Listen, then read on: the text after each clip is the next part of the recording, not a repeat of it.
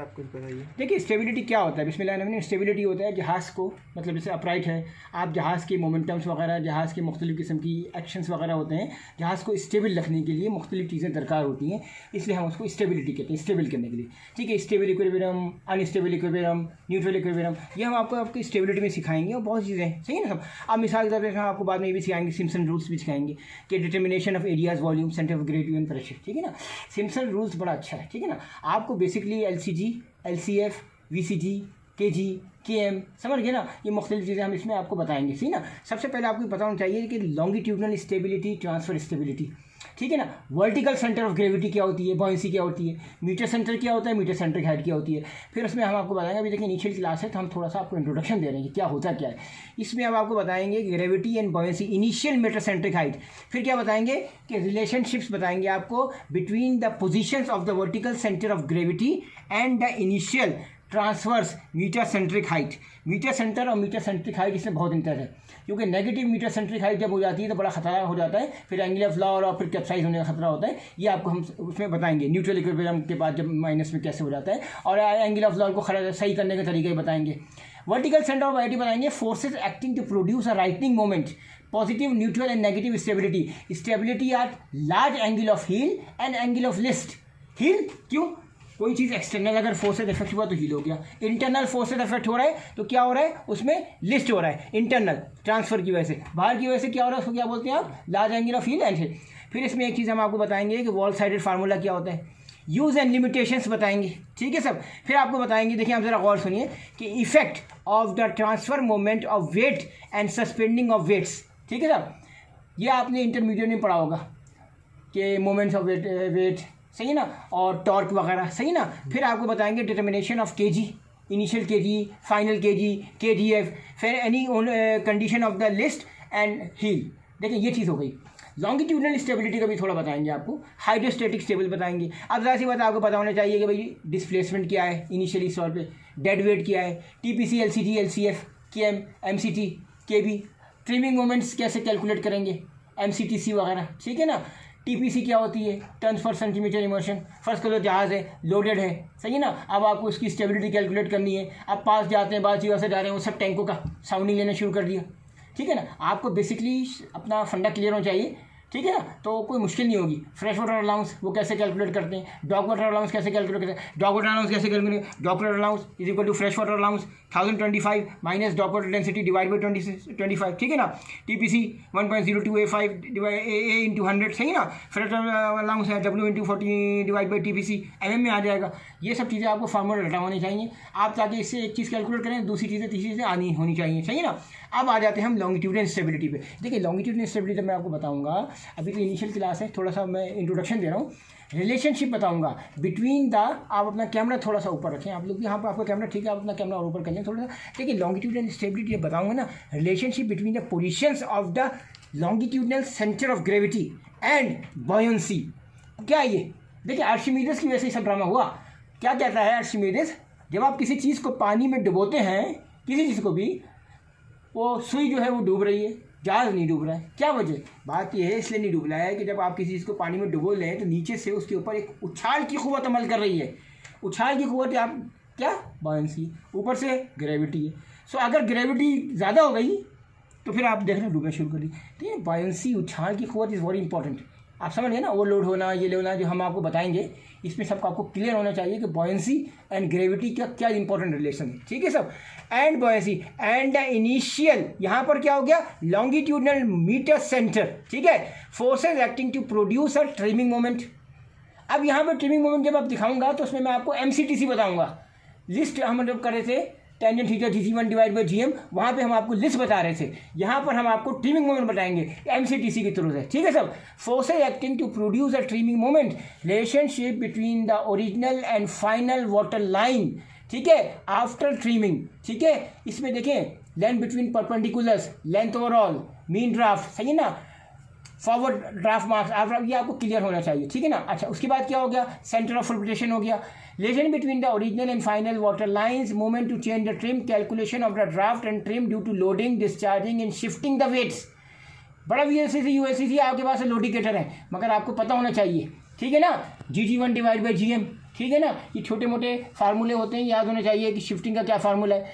Dog water density, सही ना। Old displacement old draft, new displacement new draft, ये आपको सेकंड मिनट में कराया जाएगा, ठीक है। फिर due to the loading deciding shifting weights and change in density of water draft and trim and between marks and perpendicular extreme draft, ठीक है ना। एक्सट्रीम ड्राफ्ट का भी तरीका कैलकुलेशन का, इसका भी होगा।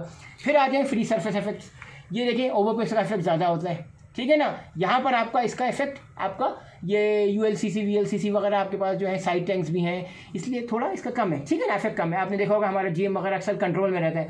तो अब हम आपको जब बताएंगे कि free surface effects, free surface moments, सही ना, free surface moment, free surface correction divide by displacement, ये आपको फार्मूला पता होना चाहिए। वर्चुअल राइज ऑफ D क्यों होता है? Due to the free surface rise, G rise करना शुरू कर देगा due to the free surface. फिर इसका कैलकुलेशन का तरीका बताएंगे। Effect of free surface in rectangular spaces, common and divided spaces, इसका तरीका बताएंगे। Variable free surface effects, correction, free surface table, free surface moments, ठीक है, इसका तरीका होता है। फिर एग्जाम में आपको इसका ग्राफ भी बनाने को मौका दिया जाता है, ग्राफ बनाए। सबसे इंपॉर्टेंट चीज़ dz equal to GM sin theta, ठीक है ना। कर्व आपका होगा स्टेबिलिटी कर्व, ऊपर आया मैक्सिमम आया, मैक्सिमम dz फिर नीचे आ गया। आपको इसके अलावा stability cross curves, derivation of the cross curves effect, क्योंकि ये हर चीज़ एक डेरिवेशन से आती है। मिसाल के तौर पे ट्रिग्नोमेट्री देख लें, sine square theta plus cos square theta equal 1, तो इसका एक डेरिवेशन होता है, प्रूफ होता है। तो यहाँ पे भी क्रॉस कर्व्स के एग्जाम में प्रूफ भी बताए जाएंगे कैसे आएगा। फिर super structure, deck houses, trunks वगैरह, हैचवेज वगैरह हो गया। फिर आपको use of tables, computers, other aids वगैरह के आप कैसे यूज़ करोगे। स्ट्रेसेस क्या होती हैं, share forces, bending moments, loads पर टन पर कंपार्टमेंट्स, व्हाट इज लोड पर टन पर compartment, share forces and bending moment बहुत इंपॉर्टेंट है। अभी फर्स्ट को आपने आगे पीछे पूरा लोड कर दिया जहाज को, पहला आपने आगे हो गया, पहला आपका ये हो गया, ठीक है ना, एक हो गया सैग, सेंटर में सब लोड कर दिया, जहाज ऐसा हो गया, सैगिंग हो गई। आगे लोड कर दिया आपने आगे पीछे के डंगों में, हॉगिंग हो गई। ये बर्थ कैरियर पे इसका बड़ा इफेक्ट है, लोगों ने सही कैलकुलेशन नहीं की। 4-5 बर्थ कैरियर आप इंटरनेट पे जाके देखें, सैग हुए और टूटे, सारे सेंटर में कार्गो था, आगे कार्गो ही मतलब नहीं था, तो सैग होते हैं, मतलब ये बर्थ पे टूटे जहाज। अब आप ये बताएं कितनी बड़ी बात है। तो आपको हॉगिंग सैगिंग का बड़ा ख्याल रखना है। ये तो एक जनरल इंट्रोडक्शन क्लास है कि क्या कराना है हमें, ये तो हम आपको सिर्फ बताएंगे बाद में। फिर stability, trim, draft and other associated, ठीक है, देखिए आप information, specification and limitation and safe guards, इसका मैं आपको फिर डिटेल देंगे। स्टेबिलिटी क्रॉस कर्व्स जो है, derivation of the curves is important. Effect of super structure, ठीक है ना, ये बताएंगे। फिर सुपर स्ट्रक्चर के अलावा आपको बताएंगे टेक हाउसेस, ट्रंक्स वगैरह बता दिया, angle of progression, angle of flooding, determination of GZ equal GM sin थीटा, फ्लडिंग, प्रोग्रेसिव फ्लडिंग, मुख्तलिफ किस्म की फ्लडिंग है, ठीक है ना। फिर उसके बाद क्या है, various the GZ of GFZ, effects of beam and free board. देखिए ये बड़ी इंपॉर्टेंट चीज़ है, बीम का, बीम नीज वगैरह का आपके जहाज पे क्या इफेक्ट होता है ये आपको बताएंगे।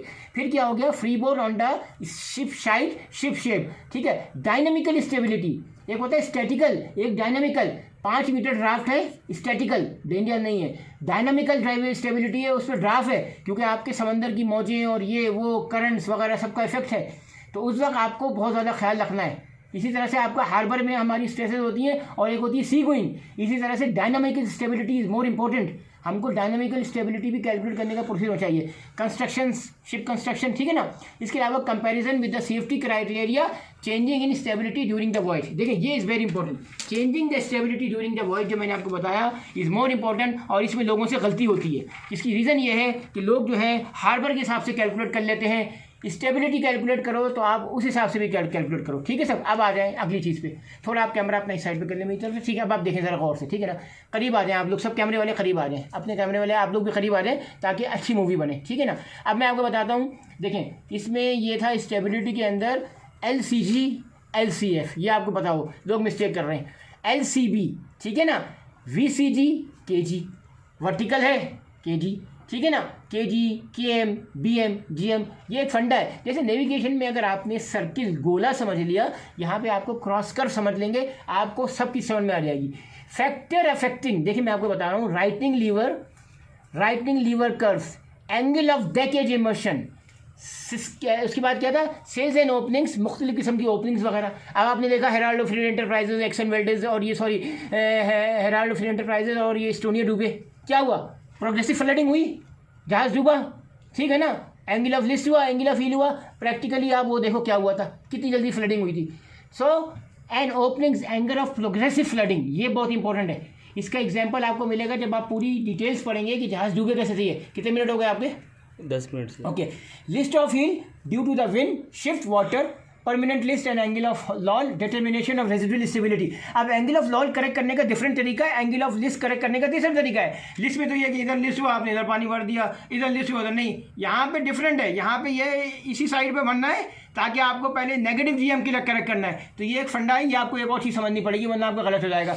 आपके 12 मिनट में बता देना। Factors, factor affecting the period of rolling and pitching, देखिए ये इंपॉर्टेंट है, rolling and pitching.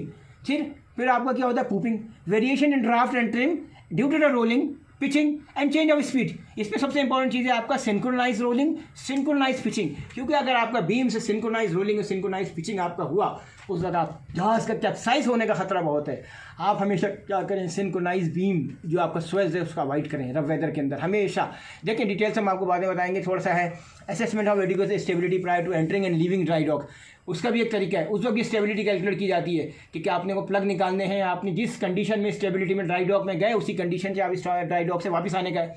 Effect of damage, ठीक है, permeability, sinkage and division, floodable length, curves, symmetrical and unsymmetrical flooding. कितने हो गए, 12 मिनट हो गए, बता देना। 11:30। हाँ बस ये आपको बताने। इंक्लाइनिंग एक्सपेरिमेंट, देखिए इंक्लाइनिंग एक्सपेरिमेंट जब जहाज नहीं बनता है, the preparation of the vessel for, आप अपना कैमरा सब ऊपर देना। हाँ, प्रिपरेशन, देखिए ये इनिशियल स्टेज में जहाज बनता है तो आपका सुपरिटेंडेंट वगैरह जाता है या कभी कभी कप्तान जाता है।